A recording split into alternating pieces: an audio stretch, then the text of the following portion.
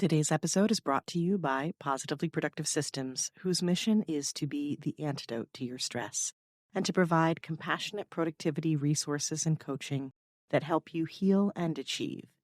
Be sure to check out both free and paid resources at positivelyproductive.com/resources. I think one of the big things that a griever could experience is the shoulds, collecting all of the shoulds that we receive from well-intentioned people in our life. Oh, you should do this. Oh, you shouldn't do that. Oh, definitely you should do this. That can certainly be overwhelming on top of all the other things that you're going through. You're listening to the Positively Living podcast. I'm your host, Lisa Zawrotny, founder of Positively Productive Systems and a coach certified in time and stress management, helping clients make space for what matters most in their lives. Join me each episode and we'll talk about decluttering, stress management, habits, personalized productivity, gratitude, and so much more. I understand the overwhelm of life because I'm a wife, mom to kids and cats, and a former caregiver. I'm here to help you choose what's right for you so you can do less, live more, and breathe easier. Sound good? Let's get to it.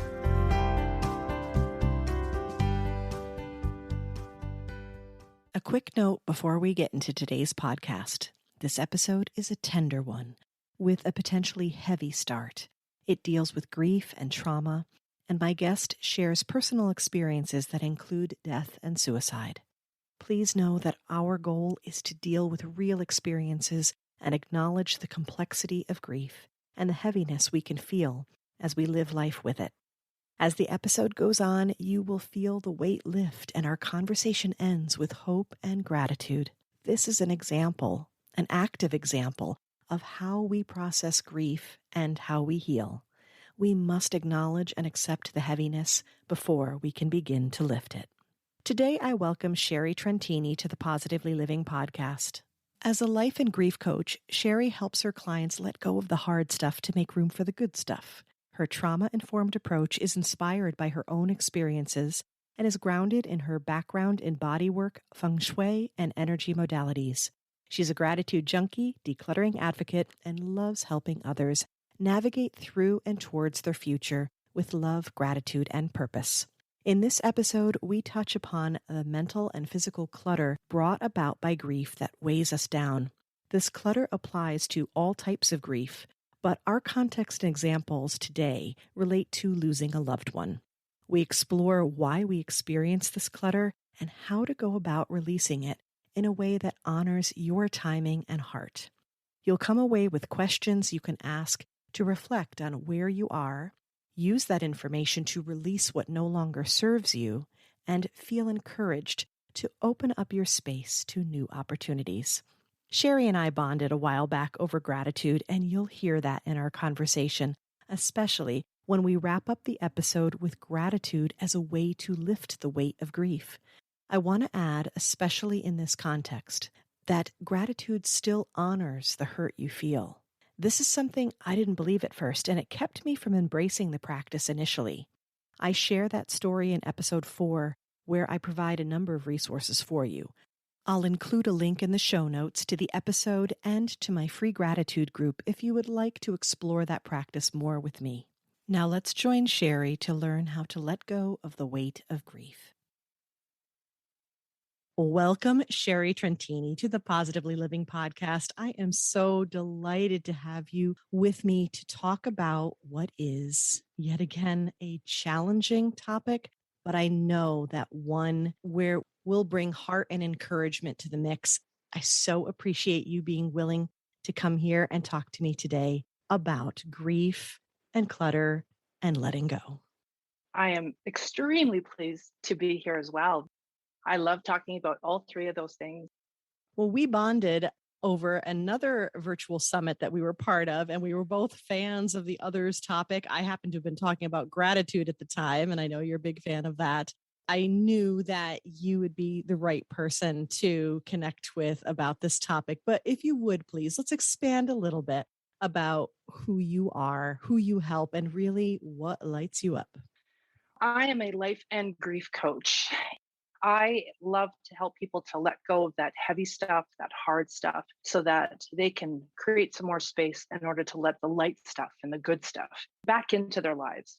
Absolutely, I'm a gratitude junkie, self proclaimed, of course. However, gratitude has always been a big part of my life, especially after the loss of my husband. So, given that, I know that a big part of what lights you up is helping others. And one of the things we've identified on the Positively Living podcast many times is this idea of someone being a wounded healer, someone who's gone through it. You have been in the trenches, and now you are reaching out a hand to others. And I think that's one of the most beautiful things you can do. So, I want to thank you for that. If you want to share any part of what has happened or connect that to what grief means to you, I welcome you to do so at whatever comfort level you have. Thank you. Yes, in 2009, my husband died by suicide, and my girls were 8 and 10 at the time. Less than 5 months later, my own dad died. So 2009 was a pretty exceptional year for me and my girls. At that time, grief showed up differently for each event. My favorite definition of grief is the one that I use from the Grief Recovery Handbook, which is grief is the normal and natural feelings and experience that you have after the loss of anything. It is a broader spectrum than simply death. There's well over 40 different life experiences that we can have that could perpetuate someone feeling grief. We just happen to have back to back losses of very important people in our lives. I don't highlight the suicide for any other purpose, but for the fact that I was always concerned, especially in 2009, things have changed so much, how suicide is a cause of death. Sometimes people can respond negatively or have a negative connotation. No reason for dying is terrific, but have that sort of slant or stigmatism because it was a mental health situation. I do specifically share that in order for people to know that I have had that experience. I welcome people who are especially challenged from those types of losses. That has been a very important part of the journey beyond that year. And we've had many experiences with that. My heart goes out to everybody who has been touched in that way. Okay, so I'll just take a moment to, I'll take a deep breath because I know this is such a tender, tender topic. And I want to thank you for sharing that and for being vulnerable in a way that allows us to understand and to keep talking about this. And it's a big part of my why in the conversations that I have here. We need to be talking about this. We need to be open to all of the aspects of mental health and the needs that we have. There are things that we go through that unless we say something and we speak up and we share like you're doing here today, we couldn't possibly know. Therefore, we can't do something with it. In this case, you are taking pain and you are bringing a light to it by sharing it with others, by helping others. That is a beautiful thing. So thank you for that. That's what I found back then, is that so many people approached me who had lost a loved one. Unfortunately, that they had died by suicide as well. And you had no idea. Not to say that I should have known, but I was just overwhelmed by the number of people who had reached out in that moment, especially with my daughters at the ages that they were. They felt exceptional. Had it been a car accident or a heart attack, that's easier to digest because we understand that the physical body or something happened on the road. But to explain to them in that hot moment what had happened and why their daddy wasn't coming home, talk about taking a couple deep breaths. How do you make sense to them? So I've been perpetually trying to have that conversation with people and meet them wherever they're at, to be a safe place for people in order to share the frustrations, the anger, the absolute heartbreaking feelings that they have after having lost somebody.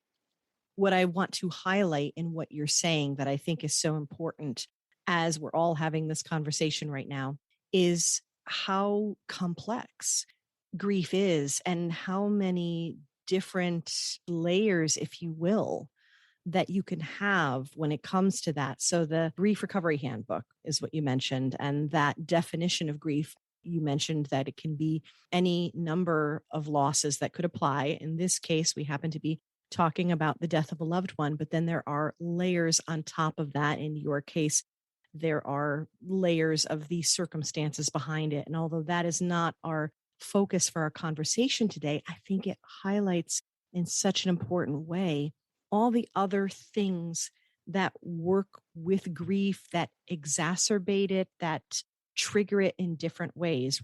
One of the things you have been exploring more now as a coach is the trauma side. Yes, nobody talked about suicide in 2009. They certainly weren't referring to trauma either.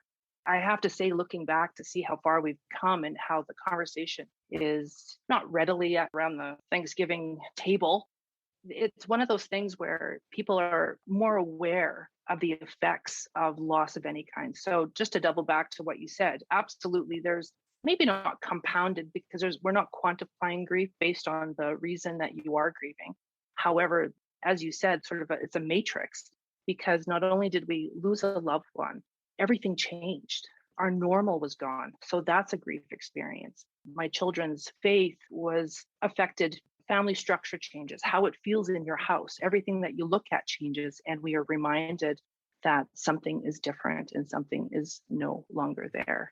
We hold on to that trauma in a lot of ways. The longer we carry it, the more it can show up, but the bigger it can show up as well in later years. And that's how I chose to do the work specifically to learn more about grief. My girls had reached an age where they were in their teens. One might, with old thinking, think that wouldn't have been that much of a factor. As good as that sounds, that wasn't the case. And it seemed as if their grief and all the other things are mixed into that pot seemed to grow because as they matured and learned more information, that seemed to keep it not only alive, but to start to expand how it's affecting them then at that time of their life. I wrote down the phrase compounded grief. Again, it's not that we don't compare, we're not quantifying grief, but we are talking about how we grieve and the trauma that comes with it. You use the word matrix. You're immediately seeing the complexity with using that word.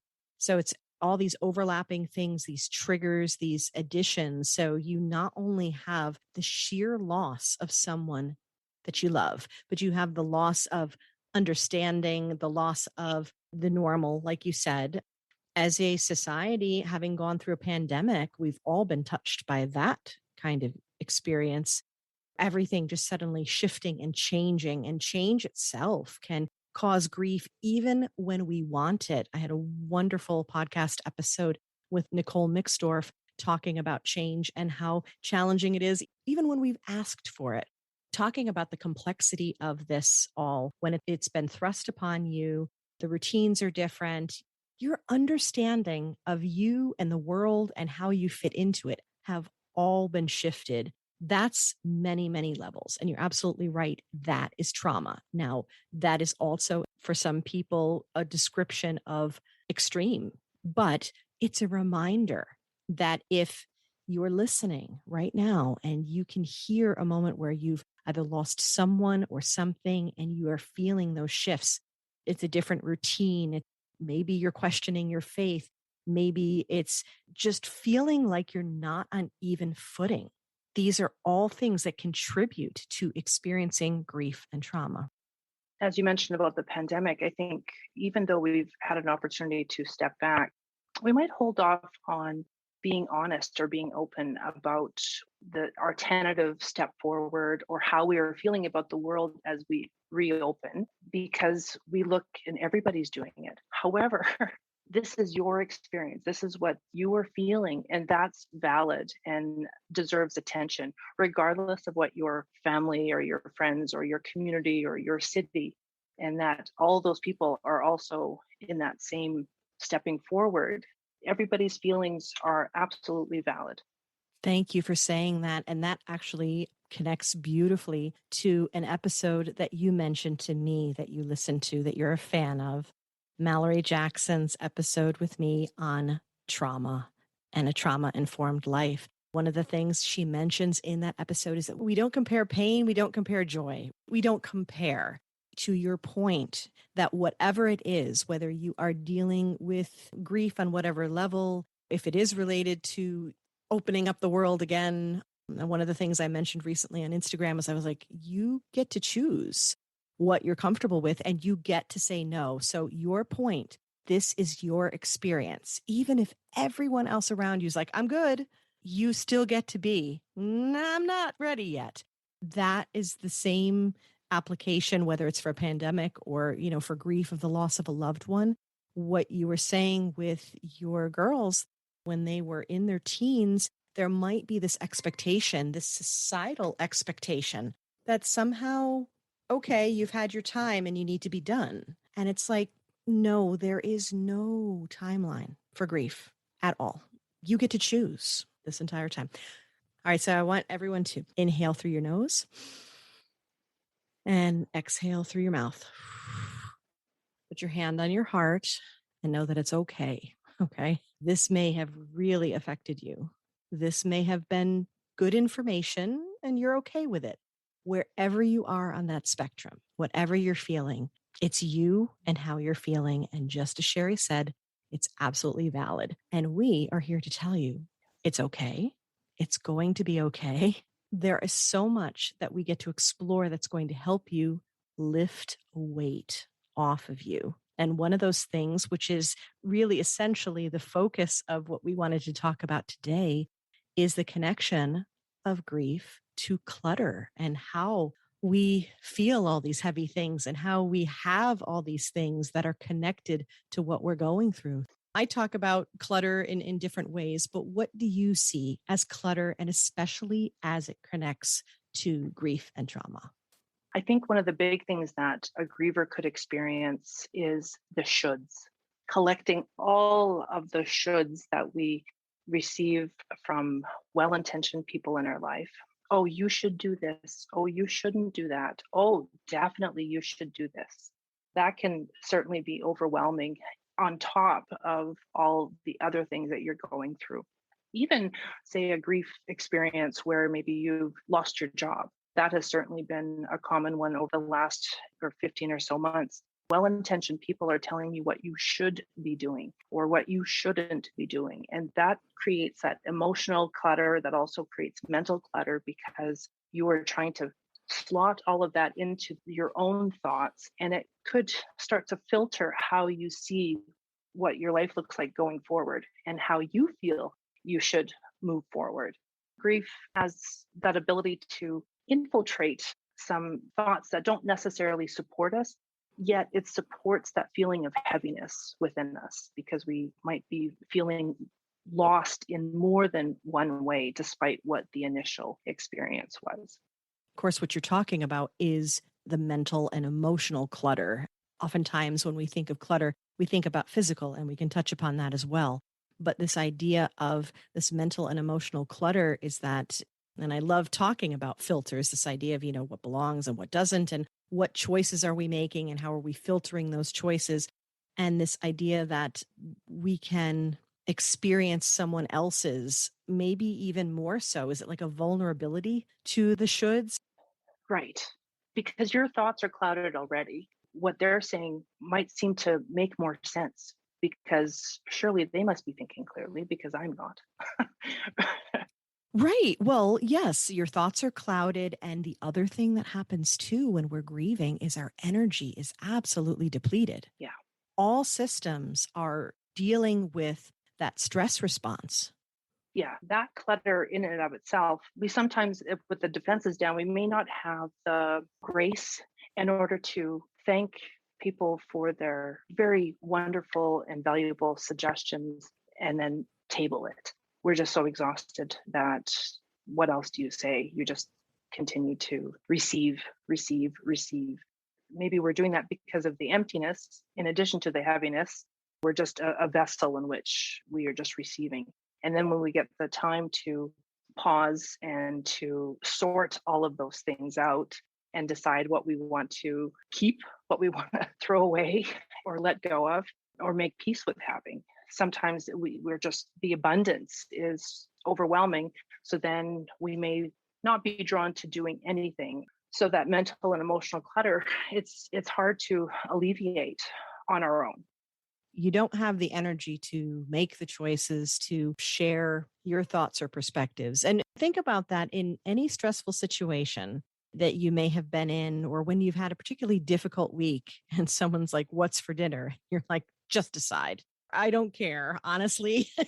But really, when you think about it, there's so many different ways that we can be in that mode with that stress response and being like, the last thing I want to do is make another decision. I don't have the bandwidth. So that makes total sense that we are then in a receptive mode. So that could also be for physical clutter as well, right? Absolutely.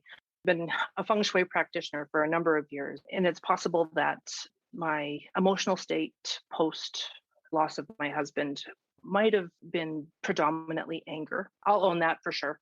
I made some what I felt were easy and fundamental decisions in regards to some of the personal belongings that he had. However, here I am a number of years later. I am recognizing now that some of the things that I did hold on to, and of course, I don't want people to misinterpret. My daughters have a vast collection of things that were important to them. But let's be clear, even if you did, that was your choice in the moment and your grief response. This is so important to share. Thank you. Right. I am noticing now that some of the things that I had kept, because even though maybe it was something that we had together, I no longer have the same appreciation for that particular piece of art or otherwise. Notice that my energy is low. I'm not getting the same happiness or joy when I see that. I have pieced together that they can now be referred to as a bit of a trophy of my trauma. And that's what they are representing now versus when I first carried them, throughout these last number of years. I've had a new revelation in the last few months. It's okay for me to let these things go now. As much as maybe a full on purge of your belongings is great, also know that sometimes the reason why we hold on to things is because we still have a positive connection to them. However, as I said, it can be, 12, 13 years later where you're like, I think it's okay for this to go now. And it's another piece of my past life or at that time of my life. I'm actually pleased at having this my own personal revelation about how important and how liberating it feels to know that somebody else is going to love this and enjoy it in their home. And it's okay for me to make that space for something new. And gave yourself that space and compassion. Compassion is a beautiful thing. The most beautiful and probably less common way that we use it is self compassion. So, this is a great example of that, of saying, this is something that I want to keep, and it can be for any reason. Invariably, I will have conversations with people about grieving the loss of someone specifically, what to do with belongings and what to do with objects, relating to their life. I almost always, I would say in general with decluttering, but especially so with this sentimental connection and with the healing process of grief. I'm like, if it's a maybe, it's a keep, actually. Because if you're at all unsure, give yourself that time and that compassion to say, I'm not ready yet. I'm not ready yet. I will give you an example of something that I kept of my dad's. We're at 23 and a half years that he's been gone. For probably half that time, easily half that time, probably more than half that time, I kept one of his shirts. And I kept it until I didn't need to keep it. But that was many, many years. And just like you said, it could be a decade, it could be 15, 20 years, or you keep it. You keep it for good. All of that is okay. The process here, the key, and you said it so beautifully, is checking in with your relationship with that object. Sometimes it's a comfort. And I think that's such an important part here of this clutter idea is it can be comforting because especially when you lose someone, that object represents the person, or it represents a happier time, or it could also be that joy. It could be whatever representation it is that you find comfort and connection in. But checking in to say, do I still feel that? And the way you described it was, my energy's lower with this object. There's not that same connection. Now it feels more like I'm just holding on to it. And that's a great tip to let it go. Especially when you have something from a different time in your life you've kept, because each time you see it, wherever it is in your home, it makes you feel good, or it makes you feel fondly about that time or the person. It also adds to the energy of your home and adds to your energy. But the moment the dial starts to turn towards down, then that's when you notice that, okay, it doesn't feel as good, or maybe it doesn't work anymore in the space. And, I'm a big fan of moving things everywhere throughout the house. But I have noticed that there are a couple things now that I have held on to that, yeah, it makes me feel okay. It makes me feel at ease with having them passed on to whoever. Energy and connection part, that's definitely one tip. But the other thing you just mentioned that I'd love to highlight is this idea of maybe it doesn't work in your space anymore. And it could be relating to any aspect of that, whether functionally it's just not something that you use or you do anymore, or maybe stylistically it doesn't. And I think it's so important to make peace with the idea that you're going to grow and change and you're going to continue on. And in this case, because it's the loss of a person, it's growing and changing without that person. Sometimes it can actually be you. You're a different person now. You like different things, different color palettes. You are trying to do different things in your life. And so, therefore, the space around you, the objects that you have need to support that. Absolutely. And I'll take that one step further in that I guess it was 5 or 6 years ago now. My youngest daughter was having some health challenges. I came home and I just was completely and utterly focused and drawn to where all of my things are stored in our Rubbermaid archives of baby, toddler, and assortment of school things and such. But one of the things that was in there was my wedding dress. I had held onto my wedding dress, and I'm in a new relationship. I held on to it because I felt that I should, that my daughters may wish to, I don't know, see it, wear it. I don't know. I think I had some ideas of the importance of it in the future. I realized in that day, after an experience that I had, that I needed to let it go. I don't mean sell it on Facebook, or I don't mean taking it to the charity shop. I felt that it was time for me to let it go. I had held on to that box with the dress and the bag and the headband and all of the accoutrements because that day was so magical. It is still a magical day in my mind. However, I felt that the dress no longer held that magic. The dress was then reminding me that it's difficult for me to move forward in my own relationship if I still had such an important or significant icon from my previous marriage. I had taken the dress out. I looked at it. I appreciated it. I loved it up. And I was very grateful for all of the things and all of the experiences and all of the good energy that I had that day and through my life and from all those people. And then I lovingly packed it up and I discarded it. I did discard it. That was very important to me, that nobody would wear the dress again. That was a big turning point for myself, and how I then was able to do some mental clearing and feel a lot more grounded, to be honest. It's not only about releasing things that don't serve, but that you make space for what matters, what you're looking for, what you are now open to receiving. Exactly. I let people let go, help them with the hard stuff so that they could let in some more good stuff. It's not very eloquent, but it certainly, I hope, gets the point across, because this is hard stuff.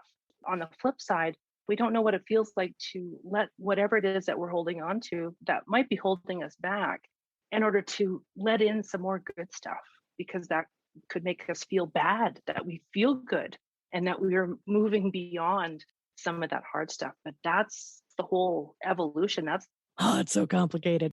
It's allowing ourselves to feel good again, as opposed to identifying with being the person who's grieving. And I think this is especially so with the loss of a loved one, but I can absolutely see it being applicable to other instances when we've lost jobs or even when we've lost a loved one through a divorce. We're no longer connected to them. We're no longer connected to the family. And again, it's about connection and relationships and how we perceive ourselves in this relationship and in this world, that, unsure footing that we're on. So given this idea that there is the good that can come in, that we can be open to, is there anything else that you would suggest that we take with us, even something that we can do today in terms of reflecting on this and being open to this, whatever our grief may be? during that time, one of the things that I expressed to my daughters, it was reflected back to me not long ago. My eldest had shared this on social media about being grateful for even the less than positive things that we've experienced in our lives. There is something in that, and we can learn, we can heal if we can find that the ability to accept it into our lives as whatever it is and be grateful. We can move forward with that as part of it. It's helping us grow, it's helping us move. Then that has to be the key. For those that might be feeling really weighed down or really challenged about what's to come or what they even want to come in the future and what their life looks like, I just suggest that you simply reflect on the space that you're in right now. What are you grateful for that you can see from where you're sitting? And then expand that a little bit further. Who are the people that you're grateful for? What are the things that make you feel gratitude? And it doesn't have to be huge, things. It can simply be the coffee cup or the teacup that you're holding on to as you listen to us today. I have a couple favorite cups that my tea just tastes a little bit better because of that, and I'm grateful for that. Often we want to look at something that is big to really blow us into the future. However, when we start to build that gratitude muscle by just noticing what is around us, can start to expand our vision to the greater things, the bigger things, and start us to see things from a different perspective. It gives you a wonderful break from feeling that heaviness and being in that moment of hurt or anger or sadness. It allows you instead to shift your focus in a really beautiful way. And release the weight. And I mean, when you release weight, what happens? You can breathe a little easier and you can see potential and have a bit more hope. And that's what we want for you. Exactly. Well, that feels like a really beautiful place to wrap up. So let us know where we can connect to you online. People can check out my website. It's Sherry Trentini, all one word, .com. I'm on Facebook at Sherry Trentini Creating Space and on Instagram, Sherry Trentini. Now, speaking of, lifting the energy, let's finish with a fun rapid wrap up. The song that always makes me dance is. I'm going to say Girlfriend by Avril Lavigne because I've spent an awful lot of time playing Just Dance. So there you go, little old school. How about the quote or mantra I share all the time? What's here for me to learn about myself and others that is not readily apparent. I cannot tell you how many times I've recited that in situations where I needed to open myself up to see. It's a brilliant question to get the gears going. It really is. There's so much curiosity in there. And again, we've talked about this before, but curiosity doesn't allow for the judgment and it keeps you open to the opportunities, which ties back beautifully to what you described about gratitude. Love that. All right. How about a resource book or app that makes my life easier is? I'm going to go to the Grief Recovery Handbook. It is certainly a wonderful step-by-step process in order to help you with your grief. It is a phenomenal book. I do invite people to consider that this may not be a DIY project. Okay, so the Grief Recovery Handbook is a wonderful resource, but not the sole thing that you would be doing. You'd want to seek help in addition to that, right? Support in addition to that. I would invite people to consider that as for their journey. Okay, good point. And last but definitely not least, what or whom are you grateful for today, Sherry? I am grateful for my pug. This morning, I didn't quite feel like going for a walk, but she just gets so excited. And I know that she is very grateful. So this morning, I'm grateful that she got me out of the house to go for a bit of a walk. So Oh, yeah, our fur babies are a wonderful thing. Well, I am most certainly grateful for you and that you are willing to come and share so much of yourself so deeply about such an important topic. So thank you, Sherry, for shining your light in this world and for sharing it with us today. my pleasure. Thank you very much.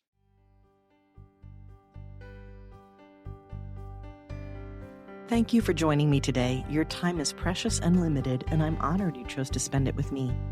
If you have feedback, questions, or want to schedule a chat, head to positivelyproductive.com/connect. And if you are looking for any of the resources referenced on the podcast, from books to products to training and more, go to positivelyproductive.com/resources.